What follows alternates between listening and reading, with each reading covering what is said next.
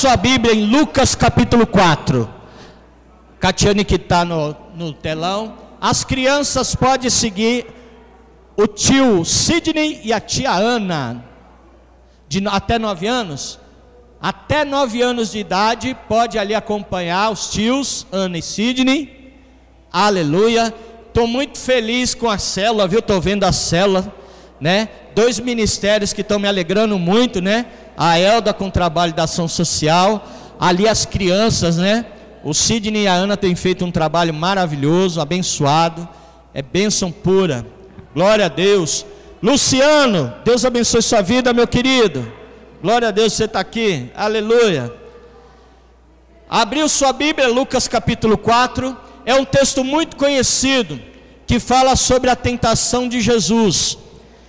Também Mateus capítulo 4 fala sobre a tentação de Jesus.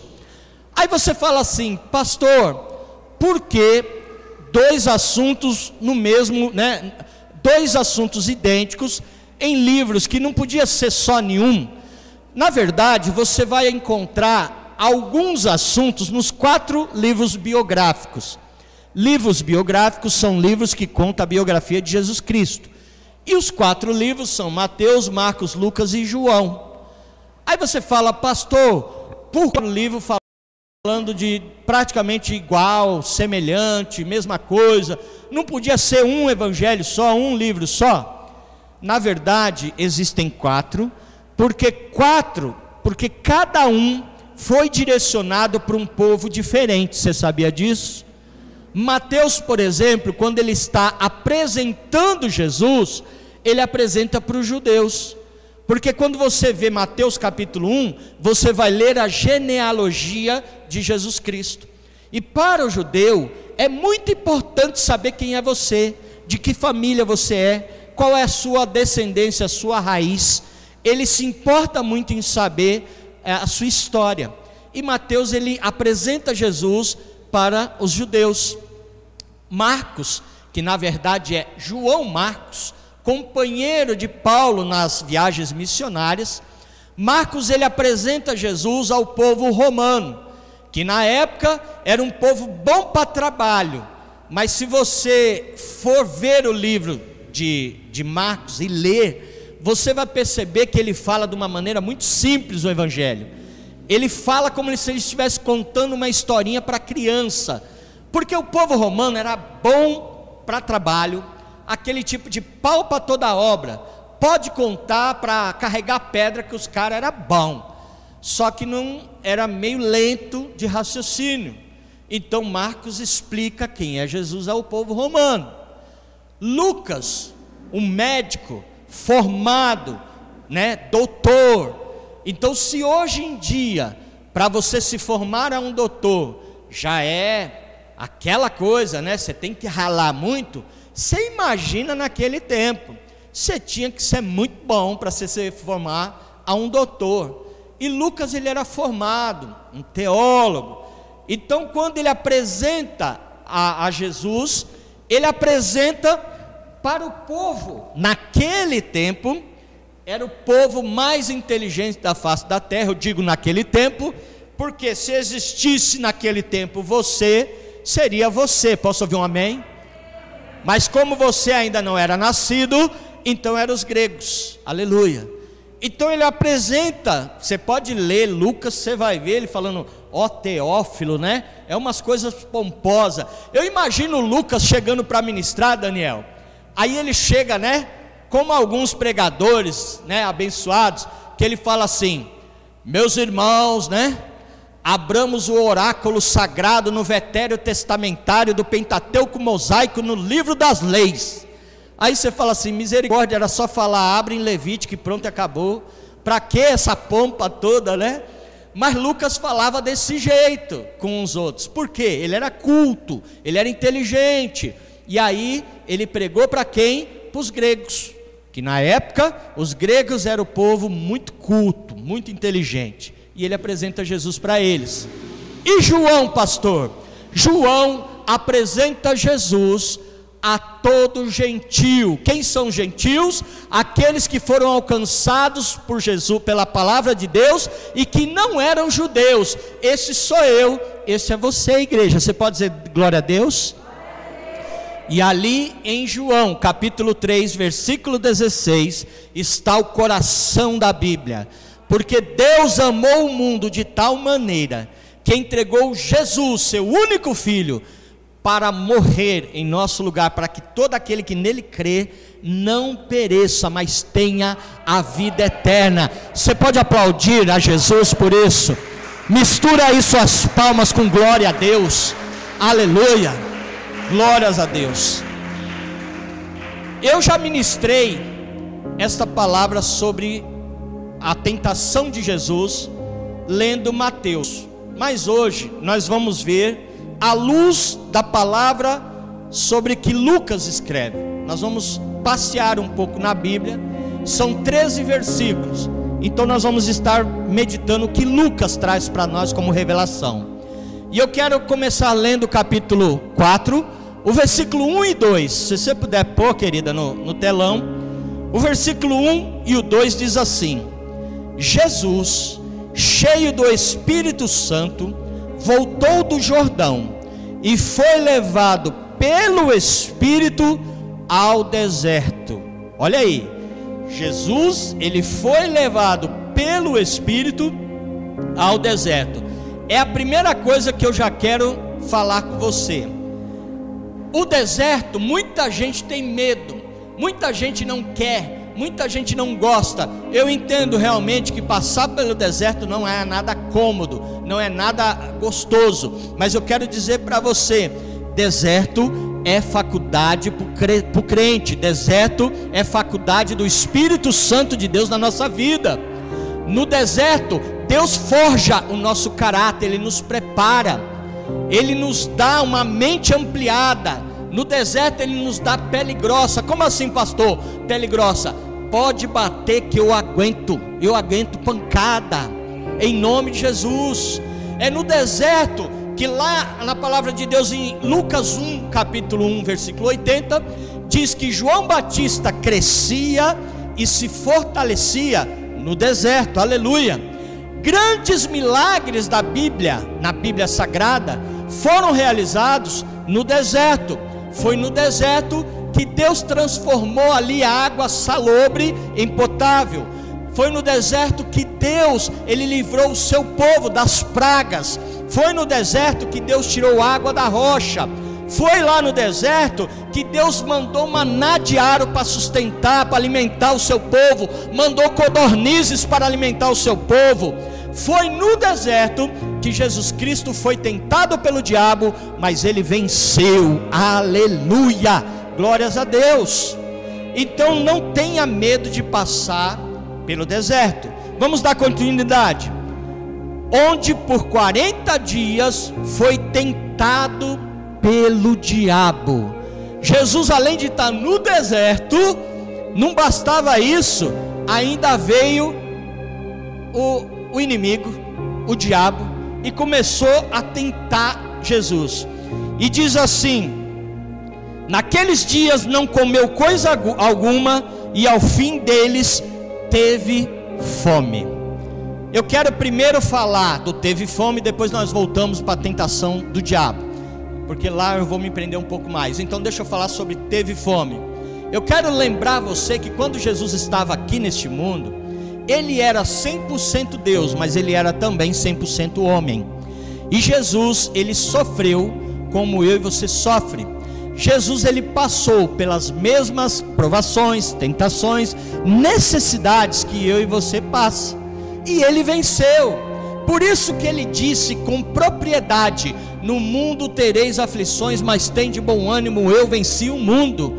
É por isso que Ele diz para mim e para você: vocês são mais do que vencedores em Cristo Jesus, aleluia. Creia nisso. Se Ele venceu, nós também podemos vencer. Venceu o dia mal. Sabe aquele dia que você fala: eu não vejo a hora desse dia acabar, que dia terrível. Todo mundo passa pelo dia mal. Todo mundo, todo ser humano passa pela crise das dúvidas. não é só privilégio seu. Todo ser humano passa por aquele dia que você fala: será que eu estou no caminho certo? Será que Deus é comigo? Eu não estou ouvindo, eu estou nesse deserto e não ouço a voz de Deus. Queridos, todo mundo tem o seu dia mau, todo mundo tem o seu dia das crises e das dúvidas. Só que levanta a sua mão assim, todos, em nome de Jesus, que eu quero profetizar uma coisa para você. A sua maior guerra que você passar ela vai servir para ser o seu maior testemunho de vitória, de milagre na tua vida, em nome de Jesus. A maior guerra que você passar será para você testemunhar o maior milagre na tua vida, em nome de Jesus. Aleluia, glória a Deus.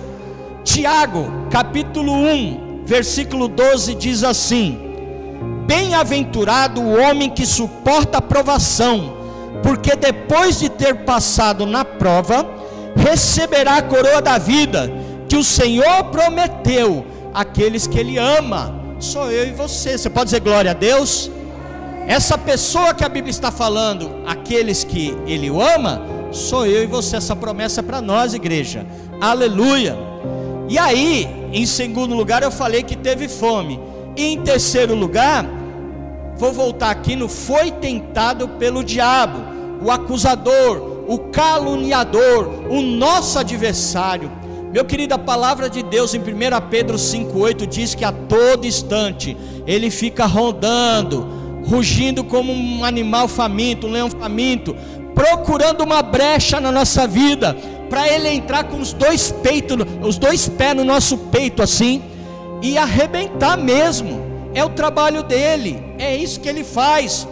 A Bíblia diz em 1 João 5,19 que ele é maligno. Sabe o que significa isso? É cuja a essência do seu caráter, da sua vida, é mal.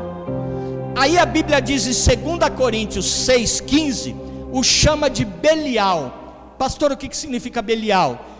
Indigno, perverso, inescrupuloso. Essa é a tradução da palavra Belial. João 8,44 diz que ele é homicida. Que é isso, pastor? É uma pessoa que induz outra pessoa à morte, e ele faz isso. E ainda diz que ele é o pai da mentira. A única paternidade que o diabo tem na Bíblia é pai da mentira, e ele é especialista nisso. João 10,10, a Bíblia fala que ele veio para roubar, matar e destruir. O que? Roubar a minha paz, a minha alegria, as nossas promessas. Ele veio matar os nossos sonhos, matar a nossa salvação em Cristo Jesus na nossa vida. E ele veio destruir o que? O nosso casamento, e a coisa mais importante que você tem, a sua família. Ele quer destruir, é o papel dele.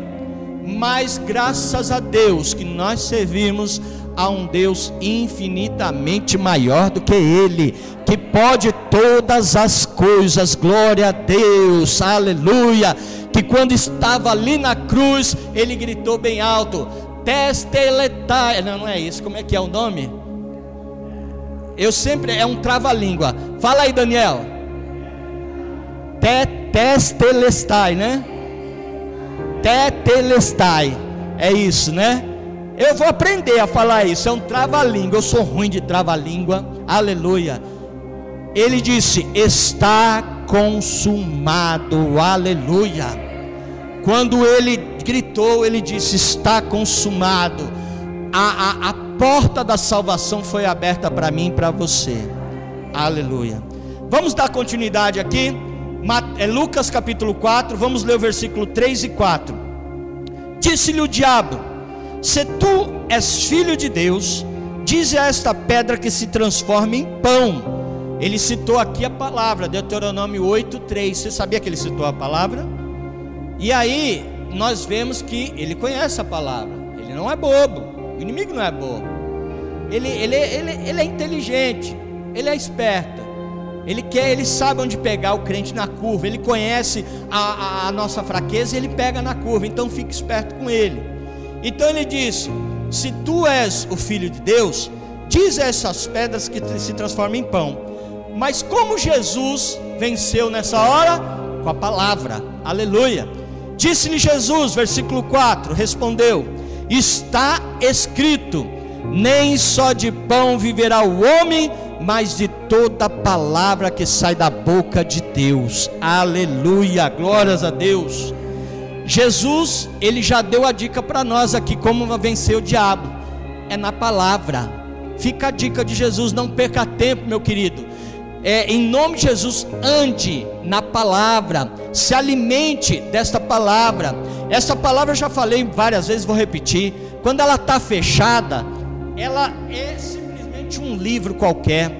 Mas quando você abre este livro, é a boca de Deus falando diretamente ao teu coração. É Deus puro falando para você, em nome de Jesus. Então, coma dessa palavra. A Bíblia diz em Salmo 119, versículo 5: lâmpada para os meus pés é a tua palavra e luz para os meus caminhos. Se você tiver como bússola esta palavra, como sua guia, você não vai tropeçar, em nome de Jesus, aleluia. E deixa a palavra de Deus, ela fluir na tua vida. Se mova pela palavra de Deus, e tudo que você fizer vai dar certo. Continuando aqui, Lucas 4, vamos ler o versículo 5 em diante. Porque você pensa que o diabo desistiu? Não, ele não desiste. Nós muitas vezes fazemos um pacto, uma aliança, nós prometemos, e aí passa 2, 3 meses e a gente já para. Quantas promessas você já fez para Deus? Ó Senhor, vira o ano, né? Quando chega dia 31 de dezembro, é campeão, é o dia campeão do crente fazer promessa. Senhor, esse ano eu vou ler a Bíblia todinha, Senhor. Esse ano, Senhor, eu vou orar, só vai ver.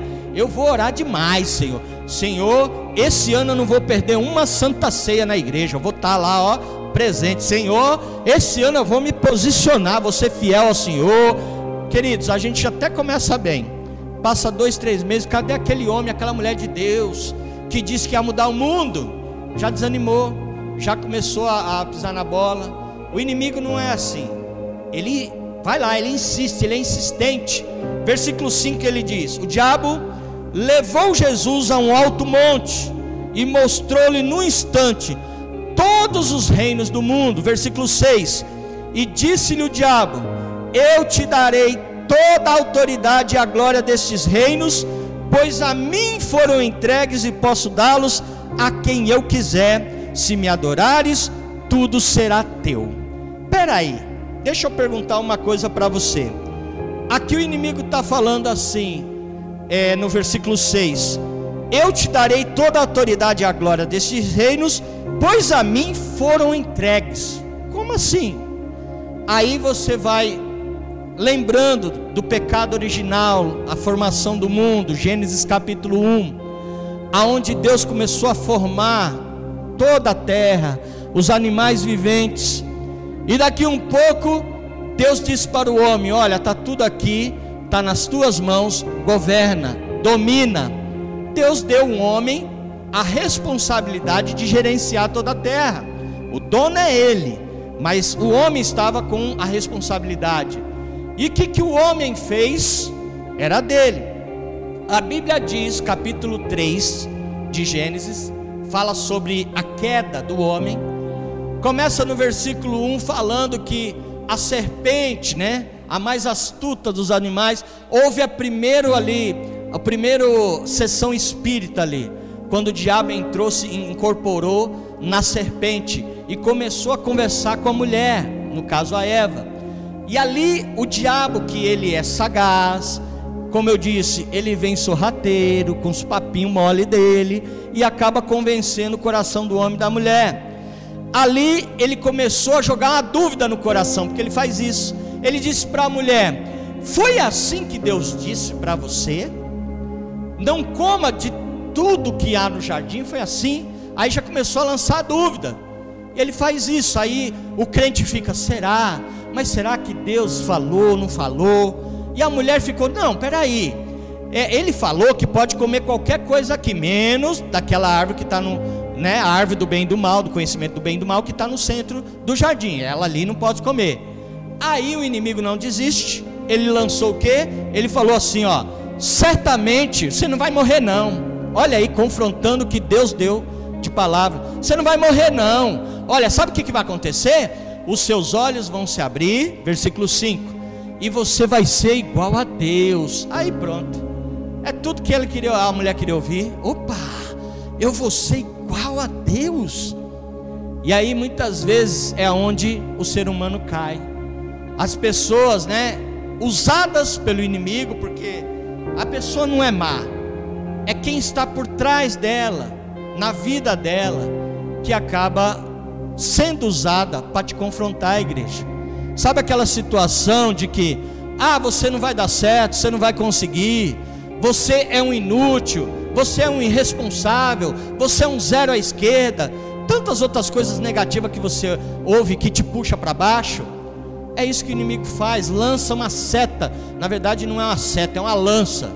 Não, na verdade não é uma lança, é o portão de grade todinho, no teu coração. E aí você desanima, você quer cortar os pulsos, você quer jogar a toalha, quer puxar o freio de mão, falar: vou desistir da minha vida. O inimigo faz isso na tua mente, no teu coração. É isso que ele faz. Ele coloca pessoas para falar coisas para você, e você cair no erro, ser tentado e pecar contra Deus. E foi o que aconteceu com o homem e com a mulher. Eles pecaram, eles foram destituídos ali da onde eles estavam. E o que Adão fez?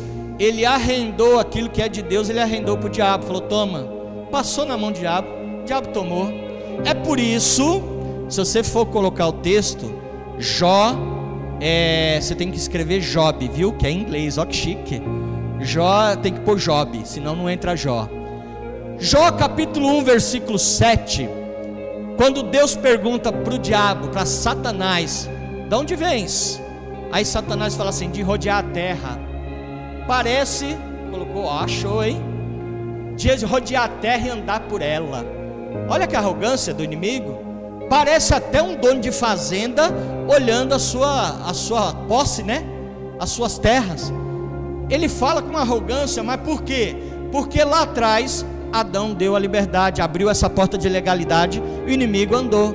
E é por isso que o diabo aqui no capítulo de Lucas, ele está dizendo: eu te darei toda a glória, porque a mim foram entregues, eu posso dar para quem eu quiser. Por isso que ele é abusado e fala isso, porque lá atrás o homem deu. Então eu quero dizer para você: não dê ouvidos à voz da serpente. Você pode falar isso para uma pessoa do teu lado? Fala assim: não dê ouvido à voz da serpente. Glória a Deus, obrigado, viu, meu querido? Diga assim para a pessoa assim, ó: com a serpente não negocie não, em nome de Jesus, não negocie com ela não. Não faça negócio, não faça acordo com a serpente, em nome de Jesus. E quer um conselho pastoral? Vença o alto papo. Sabe como é o alto papo? Que o inimigo, ele te conhece, aí ele lança uma seta, aí você fica: ai meu Deus, será, Aí você olha para o irmãozinho olhou para você, de repente fez assim: Pai do Senhor. Aí você: olha lá, o irmão já está olhando feio para mim. Ou então o irmão sai, não deu a paz do Senhor, não deu boa noite para você, e você: nossa, o irmão ou a irmã saiu, não deu nem um tchau. Nossa, será que eu fiz alguma coisa? Aí começa a cozinhar aquela coisa na mente, Vai cozinhando e você fala: meu, o que eu fiz, o que eu errei? Às vezes a gente quer chamar a pessoa para um trabalho, para um ministério, para a pessoa trabalhar. Ah, pastor, mas será que eu sou capaz? Aquele alto papo, Alguma coisa, de repente, como eu falei aqui, irmão, se alguém quiser ir no congresso: ah, pastor, mas eu sou tão pobre. Irmão, pelo amor de Deus, você é filho do rei, aleluia. Você é filha do rei, aleluia. Para com isso, muda esse linguajar em nome de Jesus. Você pode sim, você pode aquilo que a Bíblia diz que você pode. Você é aquilo que a Bíblia diz que você é, em nome de Jesus. E o apóstolo, ele conta de vez em quando, hoje até na ministração que ele fez, ele contou de uma ovelha que ele tinha, o irmão Chicão. Esse irmão, ele dorme no Senhor já, não está mais aqui. Mas assim, o apóstolo contava que todo culto, terminava o culto, às vezes aquele culto uma bênção, aí terminava, vinha o irmão Chicão chorar. Aí o apóstolo: o que foi, Chicão? Senta aqui, o que foi? A minha irmã lá falou: A irmã dele morava no mesmo quintal que ele, e quando eles brigavam direto. A irmã sabia pegar na curva, sabia aquilo que ofendia, que feria ele. E eu quero dizer, o inimigo sabe te pegar na curva. O inimigo sabe aonde te fere. O inimigo conhece a tua fraqueza. Então, o irmão Chicão, a irmã dele falava: você é feio, você nunca vai casar com ninguém. Quem é a mulher que vai querer você, rapaz? Tu é feio demais. Pronto. Aí a autoestima do homem, lá embaixo. Acabou com o homem, o dia para ele acabou. Aí ele ia chorar, mas é o outro papo. Então, em nome de Jesus, vença isso no teu coração, em nome de Jesus. Glória a Deus. Posso ouvir um amém? Aleluia. Versículo 8. Já estamos chegando no final. Versículo 8. Jesus diz aqui, depois que ele foi confrontado pelo inimigo, que ele falou assim, mostrou os reinos e falou: tudo isso eu te darei. Jesus vence na palavra de novo, Jesus lhes respondeu: está escrito, adorarás somente ao Senhor teu Deus, e só a Ele prestará culto. Aleluia. Essa palavra está em Deuteronômio 6,13 e também 10,20 está lá. Jesus dizendo: somente ao Senhor adorarás, e é somente a Ele nós vamos ter que prestar culto a Ele. Aleluia. Glórias a Deus. Versículo 9, vamos ler aqui, vamos ler alguns versículos para adiantar. O diabo levou, porque ele não desistiu, ele continuou. O diabo levou a Jerusalém, colocou na parte mais alta do templo e lhe disse: se tu és o Filho de Deus, joga aqui daqui para baixo, porque está escrito aonde? Na palavra. Eu não falei que ele conhece a palavra? Aqui ele vai dizer, Salmo 91, versículo 11 e 12.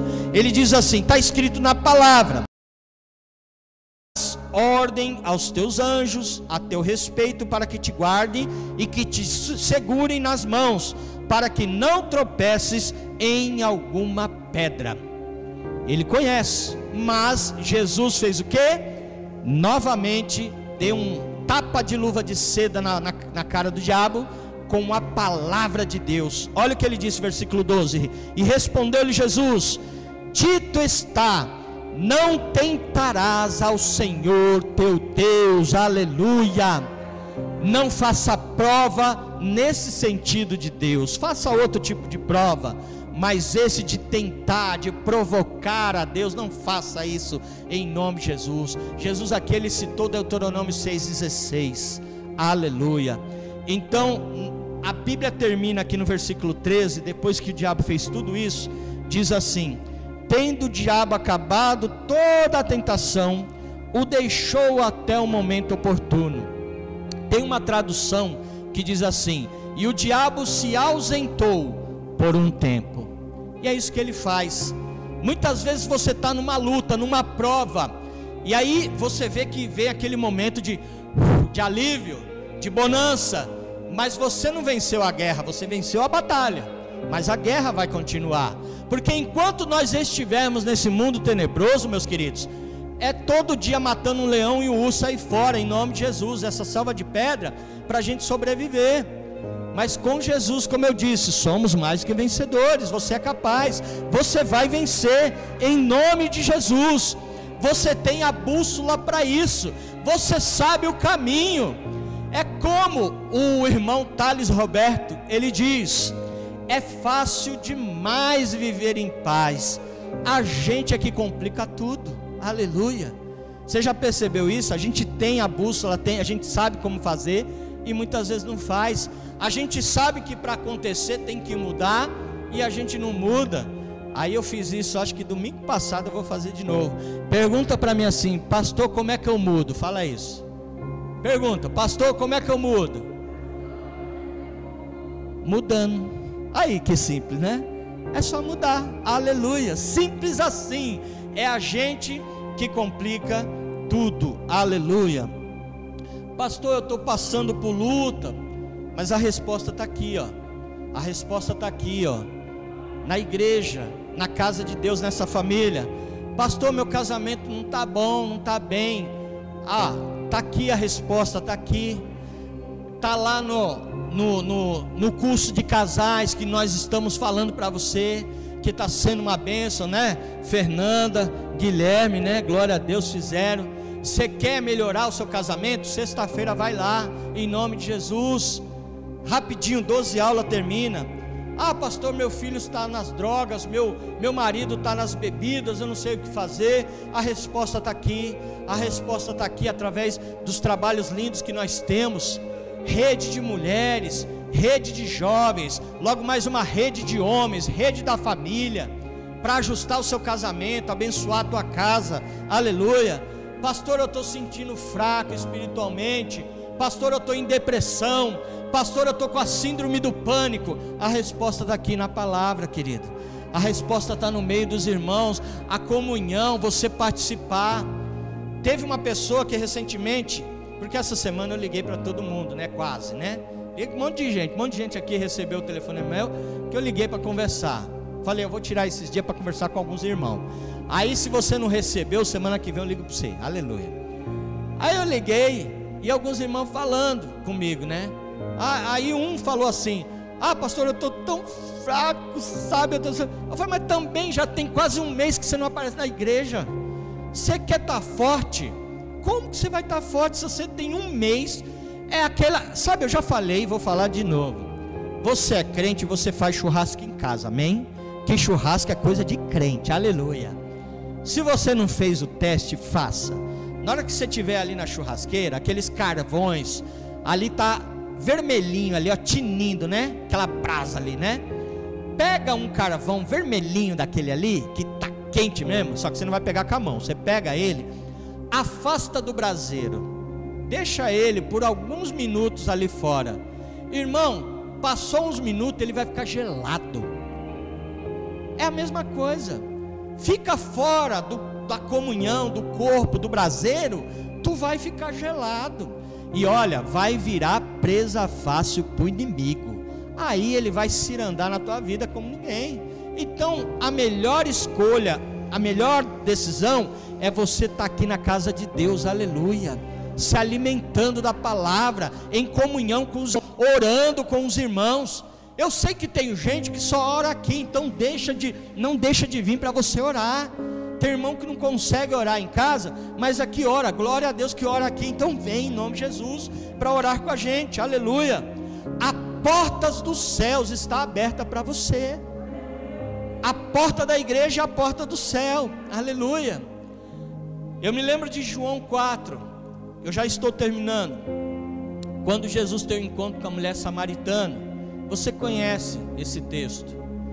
Primeira curiosidade, a Bíblia fala que era necessário Jesus sair da Judéia e ir para a Galileia. Mas na verdade, né, quando eu falo assim, era necessário, e ele precisava passar por Samaria, a Bíblia fala. Na verdade, Jesus não precisava, já expliquei isso. Jesus não precisava passar por Samaria. Ele poderia ir ao destino dele sem passar por aquela cidade de Samaria. Até porque os samaritanos eram inimigos dos judeus. Então Jesus estava em território ali de inimigos.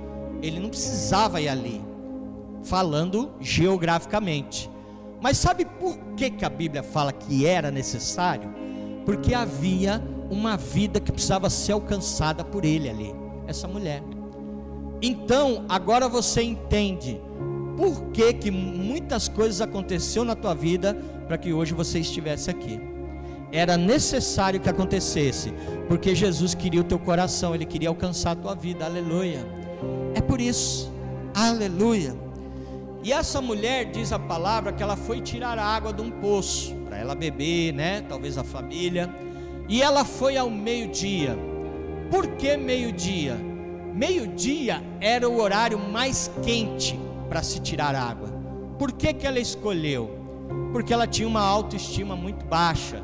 Ela não queria que ninguém visse ela tirar água do poço. Também porque mulher, naquele tempo, infelizmente, não era reconhecida e valorizada. As mulheres, naquele tempo, elas ficavam em segundo plano.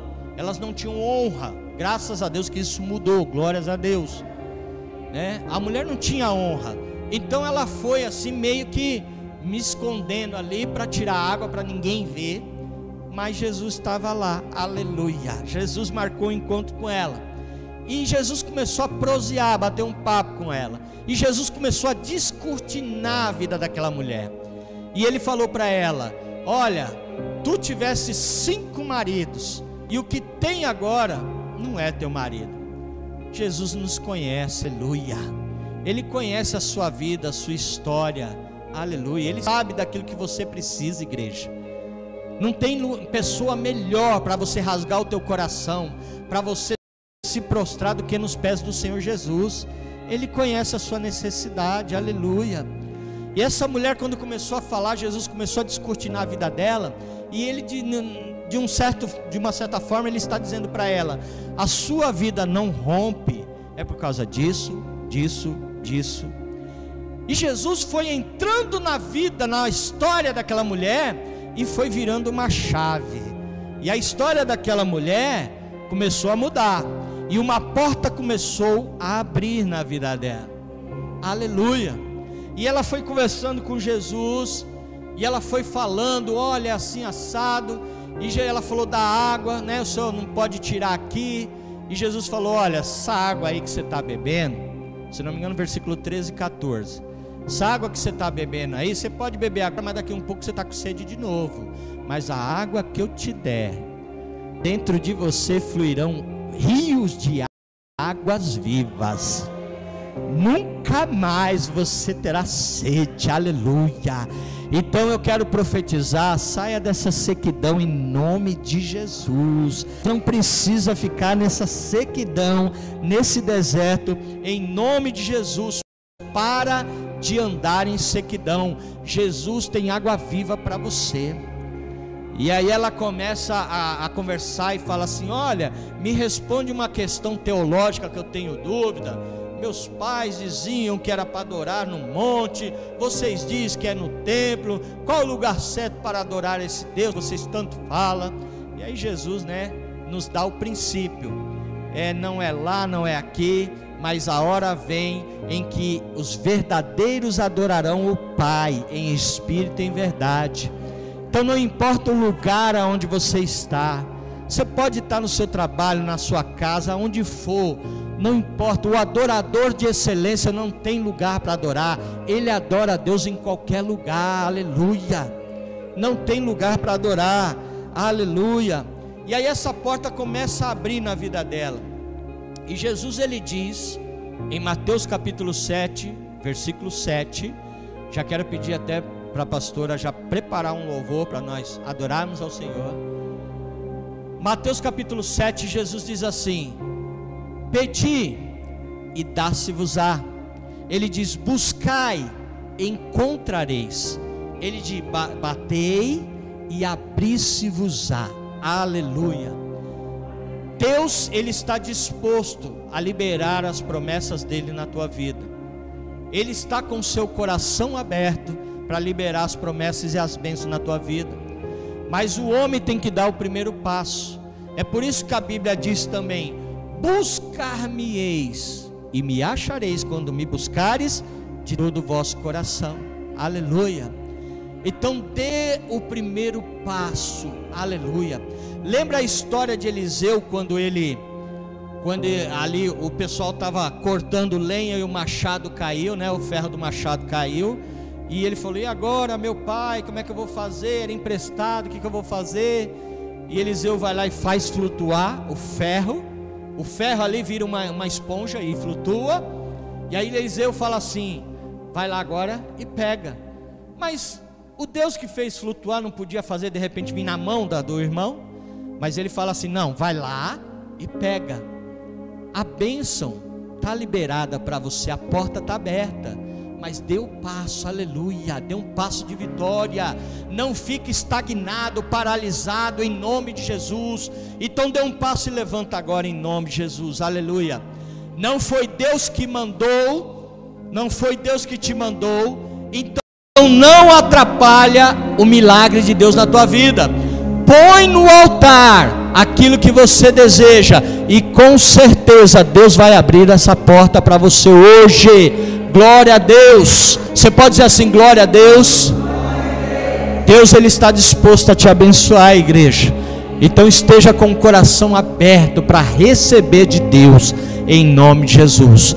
Pode vir a tentação, pode vir a provação, pode vir a perseguição, mas você é mais do que vencedor, mais do que vencedora em Cristo Jesus.